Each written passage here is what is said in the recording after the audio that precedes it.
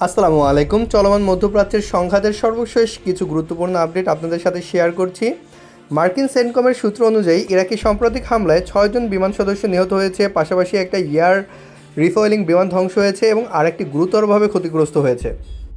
খবরে জানা গেছে ইতালি ও ফ্রান্স ইরানের সাথে আলোচনা করার চেষ্টা করছে যাতে ইরান তাদের আটক বা ঝুঁকিতে থাকা তেল ট্যাঙ্কারগুলোকে ছেড়ে দেয়। বর্তমান ইসরায়েলে কঠোর সেন্সরশিপ চালু করা হয়েছে। স্থানীয় সূত্রের দাবি ইরান থেকে প্রায় 30টি মিসাইল ইসরায়েলের দিকে নিক্ষেপ করা হয়েছে। ইসলামী বিপ্লব গার্ড আইআরজিসি এর aerospace force brigadier general Majid মুসাভির নেতৃত্বে প্রায় 30টি ভারী ব্যালিস্টিক ক্ষেপণাস্ত্র নিক্ষেপ করেছে বলে দাবি করা হয়েছে। প্রতিটি ক্ষেপণাস্ত্র 1 থেকে 2 টন ওয়ারহেড বহন করতে সক্ষম, যা সরাসরি আঘাত আনতে পারে।